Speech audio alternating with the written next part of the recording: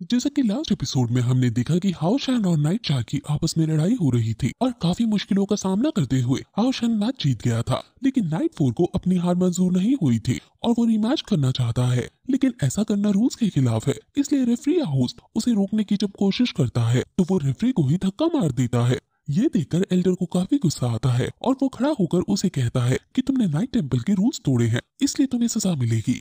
मैं ये घोषित करता हूँ कि तुम्हारा ऑनर छीना जाएगा, तुम्हें नाइट हॉल से निकाल दिया जाएगा। ये सुनकर वो टूट जाता है और वहीं घुटनों के बल गिर जाता है। हाओशान को उसके लिए बहुत बुरा लगता है, क्योंकि अगर ऐसा हुआ तो उसकी पूरी लाइफ बर्बाद है। इसके ऊपर हजारों लोग इसके शहर में निर्भर हैं और उन सभी की उम्मीद टूट जाएगी। इसलिए हाओशान एल्डर से रिक्वेस्ट करता है कि इसने जो किया है वो गलत है, लेकिन कृपया करके इसे इतनी बड़ी सजा ना दे। मेरी माँ कहा करती थी कि कोई परफेक्ट नहीं होता। ये एक बहुत अच्छा नाइट है और अपने गुस्से पर भी ये काबू कर सकता है। ये सुनकर नाइट फोर को गुस्सा आ जाता है और हाओशान से कहता है कि तुम्हें मुझे सहानुभूति देने और मेरी साइड लेने की जरूरत नहीं। एल्डर को फिर इस पर गुस्सा आता है और वो हाओशान से कहते हैं कि तुम्हें इसके लिए दया मांगने की कोई जरूरत नहीं है। मैंने ये डिसाइड कर लिया है कि अब से नाइट फोर हॉल से एलिमिनेट कर दिया जाएगा। अब फिर एल्डर घोषित करता है कि सिर्फ हाओशान ने ही अपने ओपोनेंट को हराकर जीत हासिल की है। सो अब ये फाइनल्स के लिए प्रमोट हो गया है। ये सुनकर सभी लोग काफी खुश हो जाते हैं, क्योंकि इसका मतलब ये है कि हाओशान अब सीधा बिना और कोई लड़ाई किए डायमंड हंट में जा सकता है। सभी लोग हाओशान की वाह वाह करने लगते हैं और सोचने भी लगते हैं कि आखिर हाओशान की ओरिजिन क्या है।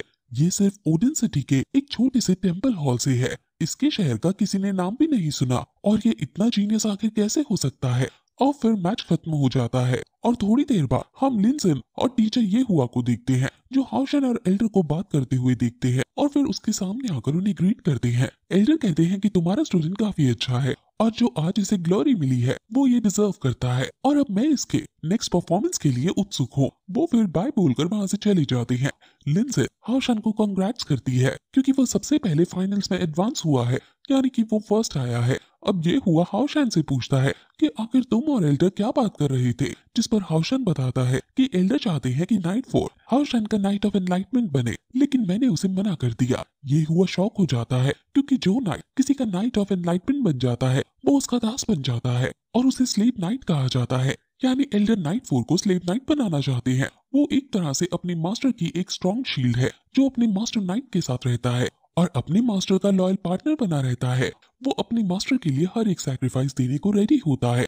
ये एक रिचुअल के थ्रू प्योर होता है और एक बार कॉन्ट्रैक्ट साइन हो जाने के बाद इसे वापस नहीं लिया जाता है। इस दुनिया में बहुत कुछ ही नाइट्स होते हैं जो ये वॉलंटरली एक्सेप्ट करते हैं। लिनसेन को भी ये सब सही नहीं लगता, इसलिए वो खुश हो जाती है कि हाओशान ने इसे ठुकरा दिया है और हाओशान भी कहता है कि काश एल्डर पिया जल्दी से इस आइडिया को गिव अप कर दे, क्योंकि ऐसा करना नाइट फोर के साथ जागती करने जितना होगा। अब तभी एकदम उसे याद आता है कि उसे सायर से मिलने जाना है और इसलिए हड़बड़ी में वो उन दोनों को बाय बोलकर वही उसे टॉप पर निकल जाता है और वहाँ उसे फिर सायर दिखती है और वो पूछता है कि तुम यहाँ कब से वेट कर रही थी, ज्यादा तो मैं लेट नहीं हुआ ना। जिस पर सायर कोई बात नहीं करती है और फिर अपनी स्टिक जमीन पर मारकर उसके पास आने लगती है।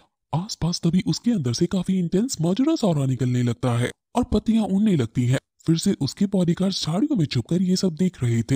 हाओशान माफी मांगते हुए कहता है कि मैंने तुम्हें इतना वेट कराया, तुम गुस्सा तो नहीं हो। सायर उसके पास आते हुए समझ जाती है कि उसको चोट लगी है और वो पूछती है कि आखिर तुम्हें कहाँ और कैसे लगी, जिस पर हाओशान पूछता है कि आखिर तुमने कैसे पता लगाया। सायर बताती है कि मैं अंधी हूँ, लेकिन मेरे बाकी सेंसेस बहुत स्ट्रांग है। तुम बहुत जल्दी जल्दी सांस ले रहे हो और दर्द से कराना भी तुम्हारी सांसों में झलक रहा है। हाओशान हैरान हो जाता है और कहता है कि उसका ट्रायल था जिसमें उसे चोट लग गई, लेकिन एंड में वो जीत ही गया। सायर के ऊपर एक पत्ता आकर गिरता है और हाओशान उसे उठाने लगता है और इनके बीच एक रोमांटिक सीन हमें दिखाया जाता है। हाओशान बताता है कि मैं एक नाइट हूँ, इसलिए तुम चिंता मत करो, ये इंजरी मेरे लिए आम बात है। और फिर वो उसका हाथ पकड़कर फिर से उसे घर तक ले जाने लगता है और रास्ते में कई सारे पटाखे उन्हें सुनाई देते हैं, जिससे सायर एक्साइट हो जाती है, क्योंकि वो पटाखों को देख नहीं सकती। इसलिए हाओशान बताने लगता है कि आखिर पटाखे किस शेप और रंग के हैं और कितने सुंदर है।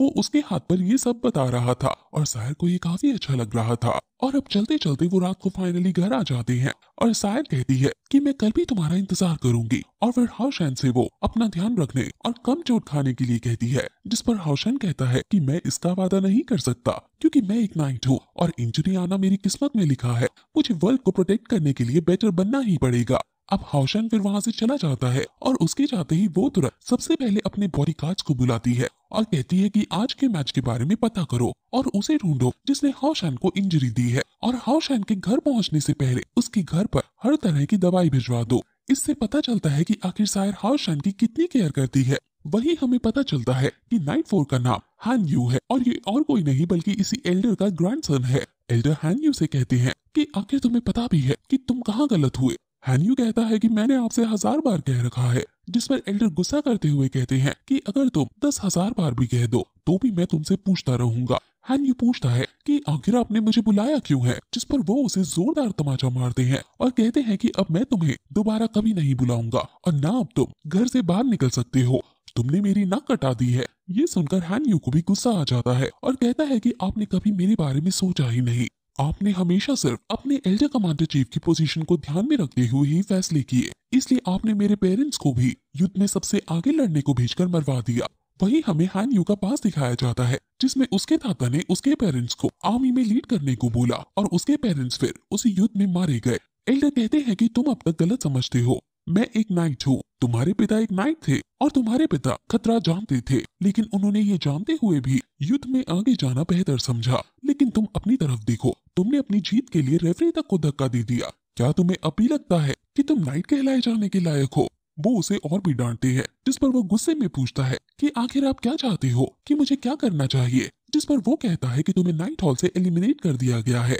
वो फिर उसे कई सारे सोने के सिक्के देते हैं और कहते हैं कि इसको लो और यहाँ से चले जाओ, या फिर दूसरा ऑप्शन ये है कि हाओशन के पास जाओ और उसका गेम ऑफ नाइट बन जाओ और फिर अगले 5 साल बाद फिर से डेमन हंटर ट्रायल में पार्ट लो और फिर तुम नाइट टेंपल में वापस लौट सकते हो। वो सोने के सिक्कों को दूर फेंक देता है और कहता है कि आपने मेरे पास और कोई रास्ता छोड़ा ही नहीं।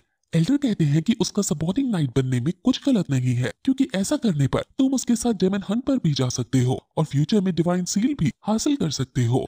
उसे ये सब सुनकर ग्रैंडपा पर और भी गुस्सा आ जाता है और वो कहता है कि क्या यही है आपके दिल में बस, मैं कभी भी किसी से बेटर नहीं हो सकता, समझे आप? वो गुस्से में ये कहकर अब यहाँ से चला जाता है और ग्रैंडपा उदास हो जाते हैं और फिर हमें पता चलता है कि क्यों ग्रैंडपा उसे हाओशन का सबऑर्डिनेट बनाना चाहते हैं, क्योंकि आज सुबह ही उन्हें ये पता चला था कि हाओशन और कोई नहीं बल्कि हॉल मास्टर जिंगयू का बेटा है और उसके साथ रहकर उसका पोता भी काफी आगे जा सकता है। वहीं हाओशन घर जाकर उसकी दवाइयों से रिकवर होने लगता है और आज के मैच के बारे में सोचने लगता है कि वो आज सिर्फ लकी हो गया जो वो जीत गया, उसे और ज्यादा मेहनत करने की जरूरत है। वहीं दूसरी तरफ हम मिस्टीरियस आदमी को देखते हैं और वो अपने पास को याद कर रहा है कि पास में वो शायद अपने मास्टर के आगे खड़ा है और हाओशन के बारे में बता रहा है कि वो मास्टर जिंगयू जैसा शक्तिशाली तो नहीं दिखता है, लेकिन लुक सॉफ्ट है, खून नया है, ग्रेड भी 4 है। लेकिन अब प्रेजेंट में वो सोच रहा है कि उसने हाओशन को अंडर एस्टिमेट कर दिया है। उसके पास कॉम्बैट स्किल्स है, ऑफेंसिव पावर है और पनिशमेंट और प्रोटेक्शन को भी उसने अच्छे से स्टडी किया है।